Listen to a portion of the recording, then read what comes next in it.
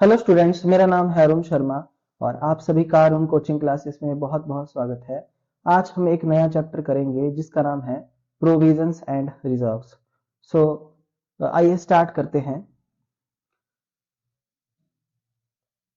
यहाँ लिखा गया है, one of the fundamental principles guiding accounting is the principle of conservatism which says anticipate no profit but anticipate all losses. तो देखिए यहाँ पे हमको बताया गया है कि जो अकाउंटिंग जो प्रिंसिपल्स हैं वो हमको क्या बताते हैं, है ना, कि according to the principle of conservatism, है ना, कि जो हमारा प्रॉफिट होता है उसको एंटीसिपेट हम नहीं कर सकते, मतलब उसका अनुमान हम नहीं लगा सकते, हम अंदाजा नहीं लगा सकते हैं कि हमको कितना प्रॉफिट होगा, ऐसा है ना।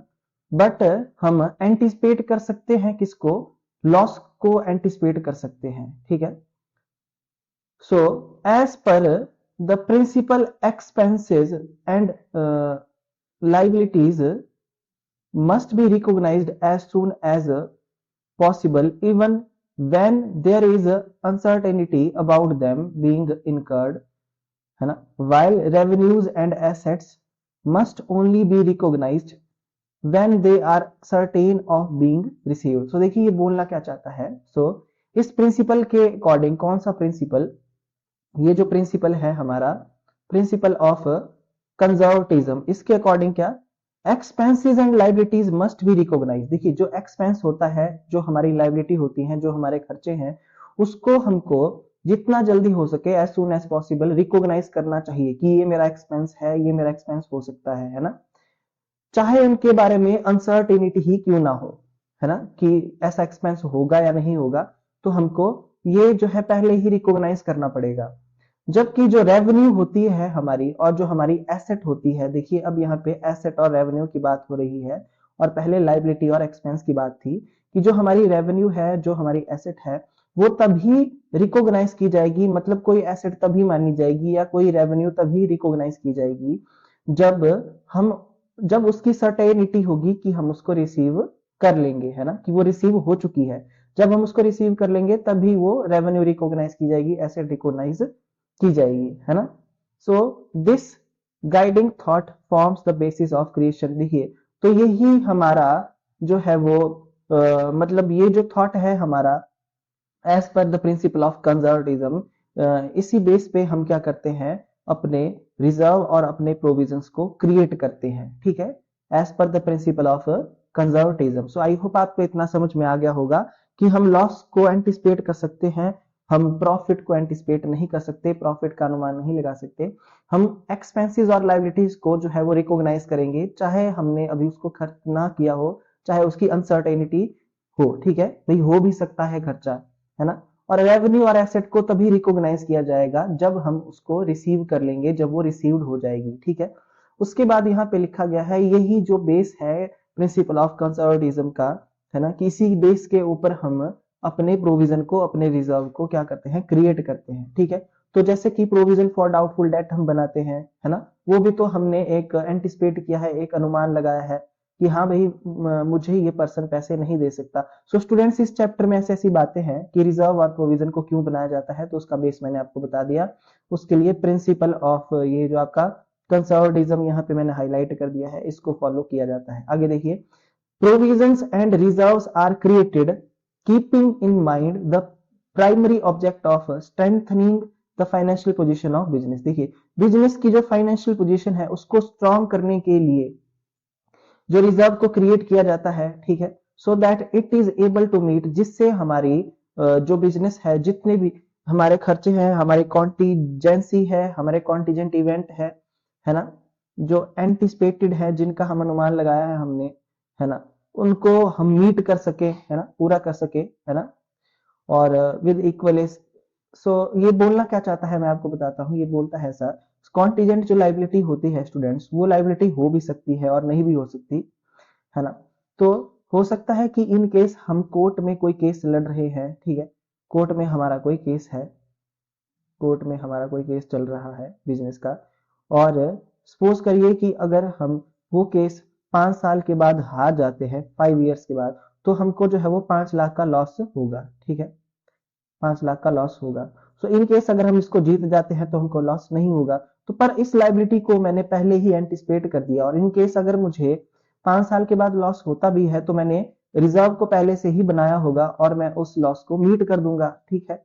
तो इसलिए जो है वो प्रोविजन और रिजर्व को क्रिएट किया जाता है फाइनेंशियल पोजीशन को स्ट्रांग बनाने के लिए भी, है ना, और हमारी कॉन्टिजेंट लाइबिलिटी को पूरा करने के लिए भी। सो फंड्स आर अरेंज, देखिए, out of the current year profit into two forms. देखिए बाकी यहाँ पे लिखा गया है कि जो आपके फंड्स होते हैं, है ना, जो पैसा है हमारा फंड है उसको करंट ईयर के प्रॉफिट से अरेंज किया जाता है, वो भी 2 तरीकों से यहाँ पे बताया गया है। तो पहला है आपका प्रोविजन और दूसरा है रिजर्व। इन 2 तरीकों से 2 फॉर्म्स में फंड को अरेंज किया जाता है करंट ईयर के प्रॉफिट से, ठीक है। अच्छा, मीनिंग ऑफ प्रोविजन। अब प्रोविजन का मतलब क्या है? देखिए, प्रोविजन का मतलब है a provision refers to a certain amount set aside out of the current year profits. देखिए, तो प्रोविजन एक वो अमाउंट होता है जिसको हमने करंट ईयर के प्रॉफिट से जो है निकाला है ना, एक सर्टेन अमाउंट है ये, सर्टेन अमाउंट। अच्छा, ये अमाउंट हमने जो है वो प्रॉफिट में से अलग किया है, क्यों? टू मीट असर्टेन लाइबिलिटीज, किसी असर्टेन ऐसी लाइबिलिटी जिसके बारे में हमको पता नहीं है उसको पूरा करने के लिए, या फ्यूचर में हमको कोई लॉस हो सकता है उसको मीट करने के लिए प्रोविजन को बनाया गया है out of current year profit, और ये सर्टेन अमाउंट का होता है प्रोविजन।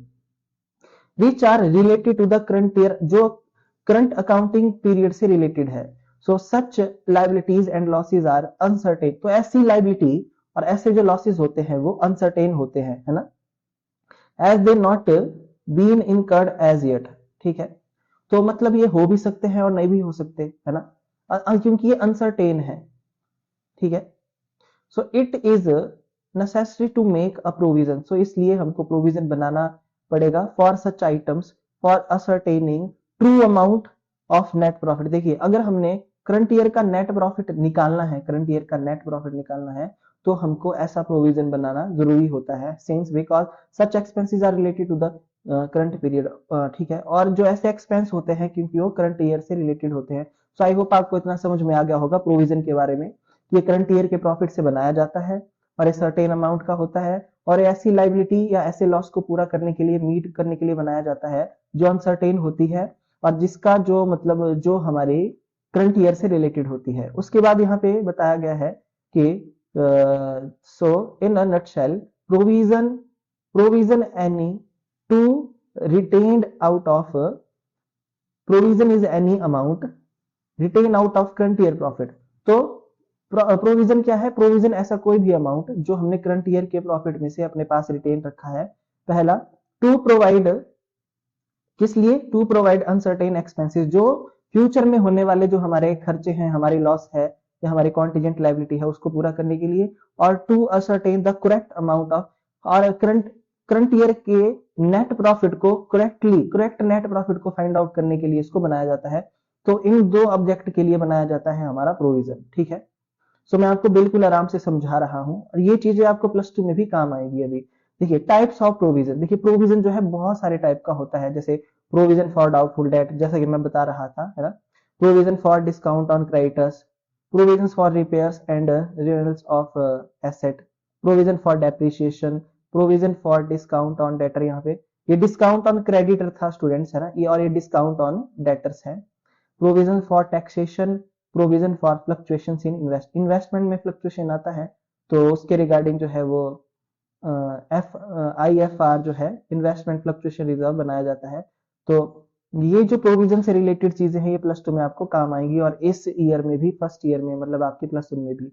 सो स्टूडेंट्स, जैसे कि मैं आपको थोड़ा बता रहा था प्रोविजन फॉर डाउटफुल डेट के बारे में, सपोज करिए हमारे जो डेटर है वो 50,000 के हैं, ठीक है। अब मुझे ऐसा लगता है कि 50,000 रुपए से में से मेरे 10,000 के डेटर्स ऐसे हैं जो बैड हो सकते हैं, मतलब जो मुझे ऐसी उम्मीद है कि उनसे पैसा नहीं मिलेगा, तो मैं उनको बैड डेट्स बना दूंगा, ठीक है। बैड डेट्स बन गए तो मैं 10,000 का प्रोविजन इन बैड डेट्स के लिए पहले से बना के रखूंगा। इन केस अगर ये पर्सन मुझे पैसा नहीं देते हैं तो मैं इस लॉस को प्रोविजन फॉर डाउटफुल डेट से मीट कर दूंगा, ठीक है। तो ये एक एंटिसिपेटेड अमाउंट है, ये मतलब ऐसा नहीं है कि 10,000 मुझे इन फ्यूचर में नहीं मिल सकते, क्या पता मुझे मिल जाए, है ना। तो आई होप आपको इतनी बात समझ में आ रही होगी, है ना। किसी मतलब अनसर्टेन लॉस को या अनसर्टेन लाइबिलिटी को पूरा करने के लिए प्रोविजन को बनाया जाता है, और ये सर्टेन अमाउंट का होता है, ठीक है। उसके बाद ऑब्जेक्टिव्स क्या है प्रोविजन को बनाने के, फिर से यहाँ पे to meet an anticipated losses और लाइबिलिटीज, किसी एंटिसिपेटेड लॉस या लाइबिलिटी को मीट करने के लिए, the amount of which is, जिसका अमाउंट जो है अनसर्टेन होता है, ठीक है। लॉस और लाइबिलिटी अनसर्टेन होगी, उसको पूरा करने के लिए टू प्रोवाइड नोन डिप्लीशन और diminution in the value of any asset, ठीक है, to provide for non depletion, और to take care of liability that has been arisen है, जो भी आपकी लाइबिलिटी है उसको पूरा करने के लिए, और to present balance sheet in true and fair manner, अगर आपने बैलेंस शीट को ट्रू वैल्यूज पे और फेयर वैल्यूज पे जो है वो प्रेजेंट करना है तो आपको प्रोविजन को बनाना ही पड़ेगा, ठीक है। उसके बाद फीचर्स क्या है प्रोविजंस के, ठीक है, देखिए ध्यान से, क्रिएट आउट ऑफ प्रॉफिट, ये स्टूडेंट्स ये बुक बहुत ही अच्छी है, और मैं आपको बताना चाहता हूं कि जो वीके पब्लिकेशन से जो है वो पेपर में बहुत सारे क्वेश्चन आपको आएंगे फाइनल पेपर में +1 में, ठीक है। तो इसको जो है वो आउट ऑफ प्रॉफिट बनाया जाता है, provisions are created out of current year profits, ठीक है। उसके बाद किसी नोन लाइबिलिटी, जिस लाइबिलिटी को आप मीट नोन लाइबिलिटी, मतलब उस लाइबिलिटी को आप जानते हैं, तो liability for which is provisions are created is known, तो देखिए यहां बोला ये गया था कि जो लाइबिलिटी होती है वो नोन है, मतलब आपको पता है ये लाइबिलिटी है, ध्यान से आप सुन ले, पर उसका जो अमाउंट होता है वो अनसर्टेन होता है, मतलब अमाउंट जो है आपका अनसर्टेन होता है, जैसे कि यहाँ पे बताया गया था, amount of which is uncertain, ठीक है। लॉस और लाइबिलिटी का अमाउंट अनसर्टेन होगा, ठीक है, और पीछे भी हमने यही पढ़ा है ना। तो यहाँ पे आप देख सकते हैं uncertain expensive losses in future, ठीक है, अनसर्टेन होता है अमाउंट, यहाँ पे लिखा है uncertain liability and uncertain losses, ठीक है। और जो प्रोविजन बनाया जाता है वो सर्टेन अमाउंट का बनाया जाता है, पर लाइबिलिटी जो है वो अनसर्टेन होती है। आगे देखते हैं, और यहाँ पे लिखा गया है the liability of which provision, जिस लाइबिलिटी के लिए बना रहे हैं वो लाइबिलिटी हम जानते हैं, जैसे प्रोविजन फॉर डाउटफुल डेट, ये मेरी लाइबिलिटी हो सकती है, ठीक है, तो इसके लिए मैंने प्रोविजन को बना दिया है ना। उसके बाद एस्टिमेट ऑफ नोन लाइबिलिटी, देखिए the liability for which provisions are created, जिस लाइबिलिटी के लिए प्रोविजन को बनाया जा रहा है इज नोन, उसको हम जानते हैं कि ये मेरी लाइबिलिटी हो सकती है, but the amount of such liability can not B, देखिए वही बात है ना कि उस लाइबिलिटी के अमाउंट को मैं डिटरमाइन नहीं कर सकता हूं, है ना, रीजनेबल एक्यूरेसी के साथ, हाँ भी मुझे इतनी ही लाइबिलिटी होगी, इतना ही लॉस होगा, हो सकता है ज्यादा भी हो जाए कम भी हो जाए। For example it is almost certain that some debts will prove irrecoverable, जैसा कि मैंने बताया कुछ ऐसे डेटर्स हो सकते हैं जो इरिकवरेबल है, उनको हम बैड बोल देंगे, ठीक है, but the exact amount of bad debts can not B predict with certainty, पर उसका जो एग्जैक्ट अमाउंट होगा उसकी प्रिडिक्शन हम नहीं कर सकते, है ना। तो यहाँ पे लिखा है कि लाइबिलिटी तो वो नोन होगी और उसका अमाउंट जो होगा वो मतलब सर्टेन नहीं होगा। फिर है चार्ज अगेंस्ट प्रॉफिट, ये बहुत ही इंपॉर्टेंट है, चार्ज अगेंस्ट प्रॉफिट, कि जो आपका प्रोविजन होता है वो चार्ज अगेंस्ट प्रॉफिट होता है। ऑल प्रोविजन आर चार्ज, जितने भी प्रोविजन होते हैं उनको प्रॉफिट एंड लॉस काउंट की डेबिट साइड में जो है वो शो किया जाता है, और in case of statement of profit and loss count in case of company, है ना।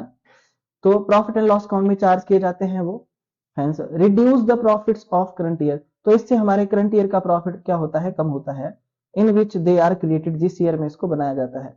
The loss when actually occurs will be written off against such provisions, so the profit for the year in which such losses occur will not be affected, तो यहाँ पे क्या लिखा गया है, the loss when actually occurs will be written off against such provisions, देखिए अगर जैसे कि सपोज करिए मैंने प्रोविजन फॉर डाउटफुल डेट के लिए, बैड डेट्स के लिए मैंने प्रोविजन बना लिया, ठीक है, बैड डेट्स के लिए मैंने प्रोविजन बना लिया है, प्रोविजन फॉर डाउटफुल डेट, अगर एक्चुअल में लॉस हो जाती है मुझे, तो मैं क्या करूंगा, उस प्रोविजन का यूज करूंगा उस लॉस को राइट ऑफ करने के लिए, है ना। So profit of the current year in which such losses occurs will not be, तो जिससे मेरा प्रॉफिट जो है वो क्या होगा, इफेक्ट नहीं होगा। जैसे कि मैं आपको बता सकता हूँ, सपोज करिए मुझे यहाँ पे 5 लाख का प्रॉफिट हो रहा है, जिसमें से मैंने 1 लाख का प्रोविजन बनाया है ना, तो मेरे पास प्रॉफिट कितना बच गया, 4 लाख का।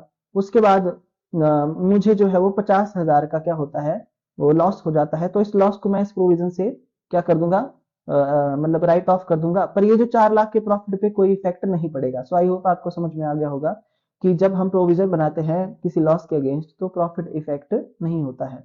उसके बाद uncertain approximately correct profit and loss by providing for known liability the provision help in uncertain near perfect values of profit and loss. देखिए, तो अगर आप क्या बनाएंगे, प्रोविजन बनाते हैं तो उससे हम हमारे करंट ईयर का जो नेट प्रॉफिट या नेट लॉस आता है वो बिल्कुल करेक्ट आता है। ठीक है।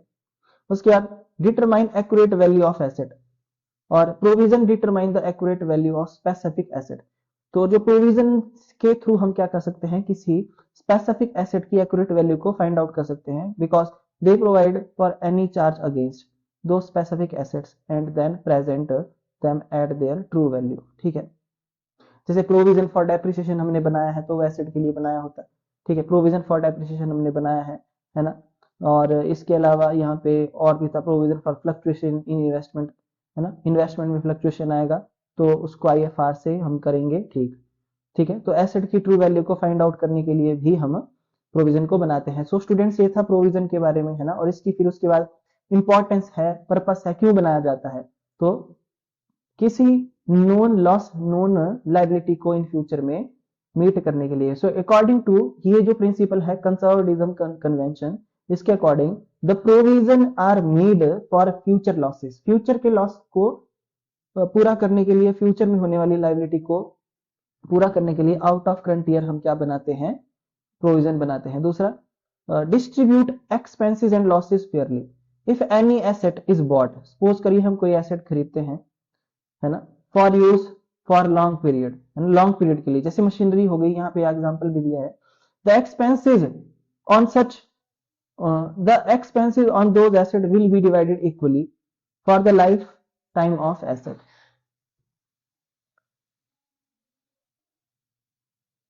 एक्सपेंसेस जो किए जाते हैं ऐसी एसेट्स पर, उसको इक्वली डिवाइड किया जाता है जब तक जो है हमारी एसेट की लाइफ होती है। For example, machine is estimated to work for 10 years. ठीक है, एस्टिमेटेड लाइफ है जो मशीन की वो 10 साल की है। टोटल अमाउंट जो है वो रिपेयर का expected to be incurred during the entire life span is 10,000। ठीक है। और यहाँ पे क्या बोला गया है, जो रिपेयर हम करेंगे, है ना, लाइफ टाइम के लिए वो 10,000 रुपए है। Entire life span is 10,000, repair का टोटल अमाउंट 10,000 यहाँ पे दे दिया है। ठीक है। और उसका एस्टिमेटेड लाइफ 10 साल की है। तो प्रोविजन फॉर रिपेयर अगर हम बनाते हैं, प्रोविजन फॉर रिपेयर अकाउंट, वो बनेगा 1,000 रुपए 1 साल का, है ना। और उसको हम प्रॉफिट एंड लॉस अकाउंट में क्या करते जाएंगे, डेबिट करते जाएंगे। ठीक है। It will put equal burden on profit and loss account every year in respect of expenses of repair. तो मतलब हर साल जो है प्रॉफिट एंड लॉस अकाउंट पे वो इक्वल इफेक्ट पड़ेगा रिपेयर का, है ना, हर साल, है ना। So which will be less than in earlier year, है ना। सो पिछले सालों से मतलब अर्लियर ईयर्स में जो है वो which will be less in the earlier year but definitely more in later year.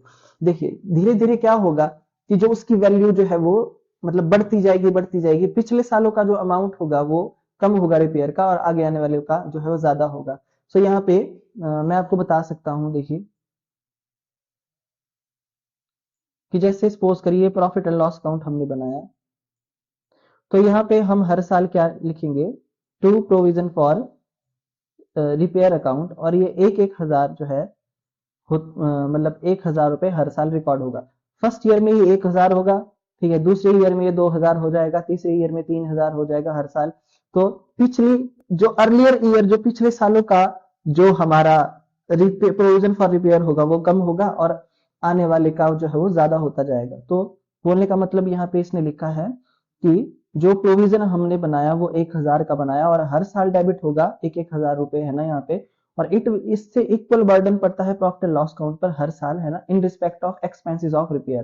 क्योंकि जो आपका देखिए खर्चा है वो तो बढ़ता जाएगा ना, ठीक है, और हर साल एक एक हजार रुपए जो है वो डेबिट होता जाएगा। सो आई होप आपको इतना समझ में आ रहा होगा ये मतलब क्या बोलना चाहता है।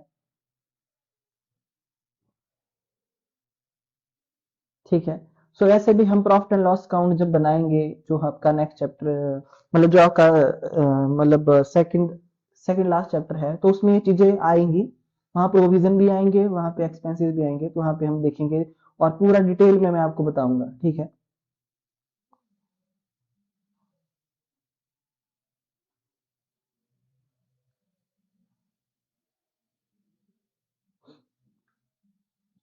उसके बाद अब यहाँ लिखा गया है,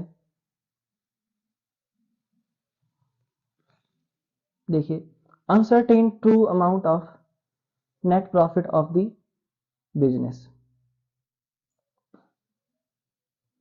In order to ascertain the true amount of profit of a business, it is necessary that all expenses pertaining to that year, whether paid or outstanding, must be debited to profit and loss account, and a provision should also be made for expenses or liabilities whose amount cannot be estimated with reasonable accuracy। तो यहाँ पे बोला गया है कि जो आपका business होता है उसका true net profit find out करने के लिए हम प्रोविजन को बनाते हैं। अगर हमने ट्रू नेट प्रॉफिट को फाइंड आउट करना हो, है ना, तो हमको क्या होगा, it is necessary that all expenses pertaining to that year, जो करंट ईयर से रिलेटेड जितने भी खर्चे होंगे, चाहे वो पेड हो या आउटस्टैंडिंग हो, मतलब उनको पे कर दिया है या अभी वो पे करना रह गए हैं, उनको डेबिट करेंगे प्रॉफिट एंड लॉस अकाउंट में, है ना। सो और and provision should be made for, और ऐसे लाइबिलिटी और ऐसे एक्सपेंस के लिए हम क्या करेंगे, हमको प्रोविजन बनाना पड़ेगा whose amount can not be estimated, जिसका अमाउंट हम एस्टिमेट नहीं कर सकते हैं रीजनेबल एक्यूरेसी के साथ, है ना। तभी हमारा नेट प्रॉफिट जो है वो बिल्कुल एक्यूरेट आएगा। उसके बाद determine accurate values of asset. तो प्रोविजन डिटरमाइन, देखिए किसी एसेट की एक्यूरेट वैल्यू को फाइंड आउट करने के लिए भी हम क्या बनाते हैं, प्रोविजन बनाते हैं, because they provided for any charge against those specific asset and then present them at a true value, ठीक है।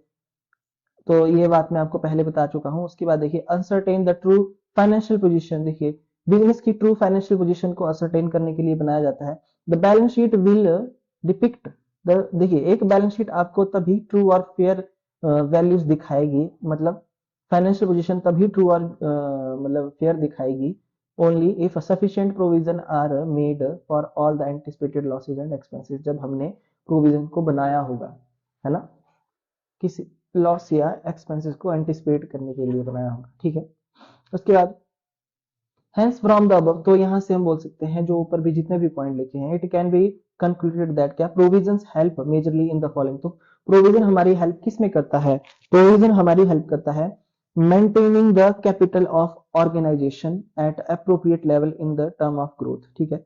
जो भी हमारी ऑर्गेनाइजेशन में कैपिटल को मेंटेन करने के लिए हमारी हेल्प करता है, एडजस्टिंग द कैपिटल, है ना, as it gets used up to generate current year revenue, है ना। और कैपिटल को एडजस्ट करके हम क्या कर सकते हैं, कैपिटल का यूज कर सकते हैं हम करंट ईयर की रेवेन्यू को जनरेट करने के लिए, है ना। और प्रोटेक्टिंग द ऑर्गेनाइजेशन अगेंस्ट, और ऑर्गेनाइजेशन को जो भी लॉस हो रहा है ना, जो भी हमारे पास्ट ट्रांजैक्शन से जो लॉस आ रहा है उससे प्रोटेक्ट करने के लिए जो है वो हमारी हेल्प करता है प्रोविजन।